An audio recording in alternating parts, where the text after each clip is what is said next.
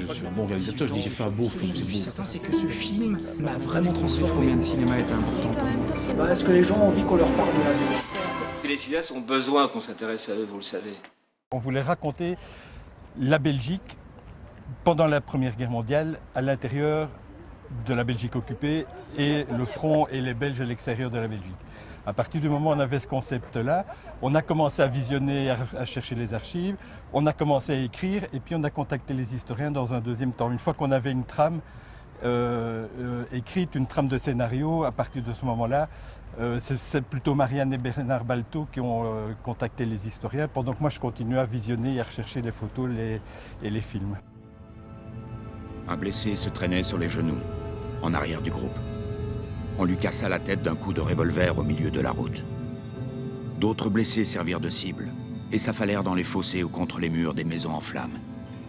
Vision d'épouvante. La première question qu'on s'est posée, c'est est-ce qu'on prend un comédien ou un journaliste? Moi, j'ai fait beaucoup de documentaires dans ma carrière avec des journalistes et c'est justement ce que je ne voulais pas. Donc je voulais faire autre chose. Et on s'est dit, ok, on va prendre un comédien ou une comédienne, parce que moi, ce que je voulais, c'était vraiment que ce soit raconté. Et puis, en fait, Bernard est arrivé très, très rapidement en course, parce que, bon, d'abord, on se connaît, on a déjà travaillé ensemble. Il fallait quelqu'un de crédible, il fallait quelqu'un qui soit connu par les jeunes, puisque c'était un des éléments du cahier de charge aussi, c'était essayer d'accrocher les jeunes générations. Et donc Bernard est arrivé tout de suite sur le tapis. Et dès que je lui en ai parlé, il a accepté. Comme je le connaissais, je savais comment il allait le raconter. Et à partir de ce moment-là, quand on écrit en écoutant et en ayant la musique de la voix et le rythme de Bernard, etc. Donc à partir de ce moment-là, ça devient beaucoup plus évident. À cette époque, Liège est sans doute le bastion le plus fortifié d'Europe. Un quart de siècle plus tôt, un officier de génie, Brie allemand, avait fait construire, à la demande de Léopold II, un ensemble de 12 forts souterrains en béton. Ils formaient un cercle de plusieurs kilomètres autour de la ville. Les forts sont massifs, avec des coupoles équipées de canons qui émergent au moment des tirs.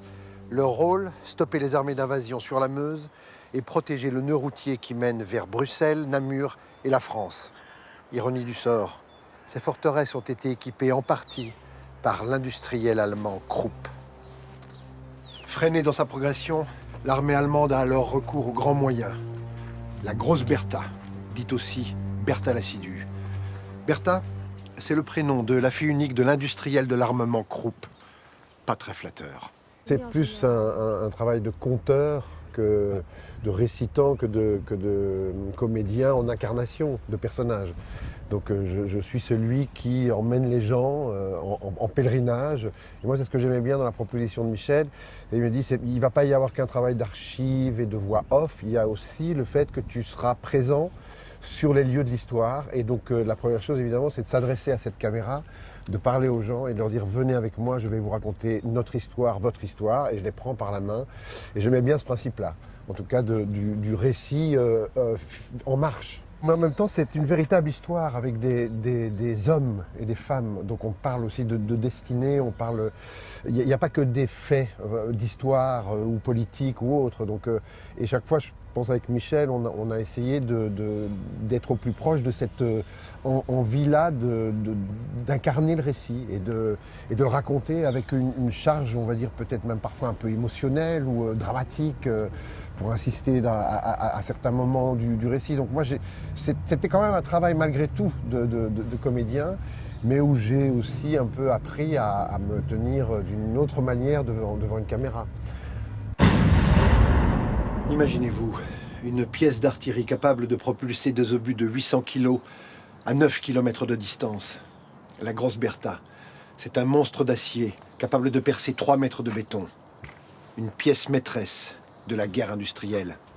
Car 14-18, c'est cela aussi, au fil des nécessités militaires, la naissance de la guerre moderne. Je n'avais pas le souvenir de cours de classe sur la guerre 14-18, ou de manière très Ouais. très générales, très diffuses. Enfin, donc, j'avais moi des récits de ma propre famille, des récits donc, de la mythologie familiale où on raconte que mon arrière-grand-père était revenu fou des tranchées, il était resté mutique pendant 4 ans, la seule chose qu'il se faisait, planter son couteau sur la table pour exiger le silence. Et mon grand-père à moi, en tant qu'enfant, a vécu ça, et à la mort de ma grand-mère qui est morte à 100 ans, il n'y a pas si longtemps que ça, et qui nous racontait encore qu'il y avait une mémoire encore vivante de cette guerre-là. Elle avait connu l'exode enfant.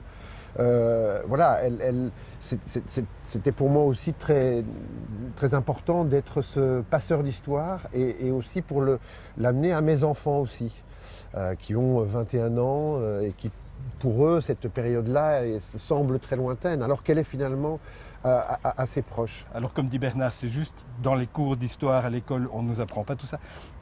On ne nous apprend pas la famine en Belgique, on ne nous apprend pas comment ça se passait dans les usines, on ne nous apprend pas non plus qu'à partir de juillet 1918, l'armée belge a commencé à reconquérir la Belgique, parce que c'était pour ça qu'elle était là, et c'est pour ça que le roi Albert les maintenait, essayait de les maintenir en vie et d'empêcher qu'ils participent aux grandes offensives. C'était pour... Les Belges, ils voulaient libérer leur pays. C'était pas juste repousser l'envahisseur. Et donc, moi, je ne savais pas qu'à partir de 18, ils avaient avancé, ils avaient repoussé les Allemands petit à petit, qui s'étaient battus jusqu'en novembre, en délivrant une partie, presque la moitié de la Belgique. Donc, toutes ces choses-là, on les a apprises maintenant, ces dernières années, en lisant, en discutant avec les historiens, en découvrant les photos. Parce qu'il y a plein de choses qu'on n'a jamais vues. La Belgique, c'était le champ de bataille. Oui. Et il y avait l'armée belge, mais ce qu'il y a, c'est qu'on parlait surtout de l'armée. On parlait surtout des faits militaires, on parlait surtout des soldats, des morts, des blessés, de Dixmude, de Nieuport, de l'inondation. C'était vraiment les faits militaires essentiellement. Et nous, ce qui nous paraissait intéressant, c'était aussi évidemment de parler de tout ce qui s'est passé à l'intérieur pendant les 4 ans, le fait qu'il n'y avait pas de communication entre les soldats et leurs familles, enfin tout ce développement-là. Des milliers de maisons sont détruites. Les meubles, les tapis et les literies sont saccagés, souillés d'excréments et de vomissures. Les églises sont ravagées. Les vitrines des cafés et des magasins sont pulvérisées. Les plus belles bêtes des étables sont égorgées. Les sacs de riz et de farine éventrés. Il n'y a aucune raison stratégique à de tels actes. Juste une démentielle volonté de destruction. Une fois de plus dans l'histoire, on confond le civil avec le militaire. Tous doivent payer. C'est la guerre totale. La Grande Guerre est une guerre totale, ou je dirais plutôt c'est une guerre avec certaines logiques totalisantes. Aucune guerre n'est complètement totale, c'est impossible. Mais il y a des dynamiques qui rendent de plus en plus violente la guerre, et il y en a dans la guerre de 14, dans la violence contre les civils. Le fait d'aborder les civils, le fait d'analyser la guerre en partant des civils, en parlant de la population, en parlant de la Belgique occupée, et de ce qui s'est passé et qui a été occulté pendant très très longtemps, dont les massacres de population en août 14, dont le viol des femmes, et ça s'est passé en Belgique et aussi en France. Tout ça est nouveau, et une nouvelle manière d'attaquer l'histoire et par une autre facette. Et ça, c'est tout l'apport formidable de cette jeune génération d'historiens. Il y a quelque chose aussi, moi, qui m'a semblé intéressant à découvrir, c'est que peut-être cette guerre 40-45 aussi a effacé un peu la mémoire de la guerre 14-18. Alors qu'on voit que tout est extrêmement lié. Et que tout prend son ferment dans la guerre 14-18. Et on retrouve des personnages, d'ailleurs, le documentaire le montre, qui ont vécu cette guerre et qui se retrouvent quelques années plus tard. C'est une histoire aussi qui se répète et qui prend racine à cet endroit-là. De même que les conflits linguistiques de notre pays, entre ces deux communautés, ces soldats flamands qui sont parfois, qui vivent de manière, leur situation avec des officiers français qu'ils comprennent à peine. Voilà, donc c'est le premier mouvement d'extrême droite. Le frontisme. Le frontisme commence à ce moment-là et tout. Donc il y a beaucoup de choses qui commencent en fait pendant cette période-là. Ce sera diffusé le 4, le 11 et le 18 mai. Donc le dimanche soir, après le Jardin extraordinaire. Sur la première. Et donc il y aura un coffret, et qu'est-ce que je pouvais encore dire oui, qui va sans doute être distribué dans les écoles, parce que c'est vrai que ce sont ces 3 documentaires qui font presque 1h30 chaque, C'est très dense, il y a beaucoup d'infos, on raconte beaucoup de choses, dont certaines très en détail. Et je conçois très bien qu'on ait envie de retourner, de voir peut-être une première fois globalement, et puis d'aller revoir des passages, ou chercher soi-même après approfondir les thèmes qui sont intéressants.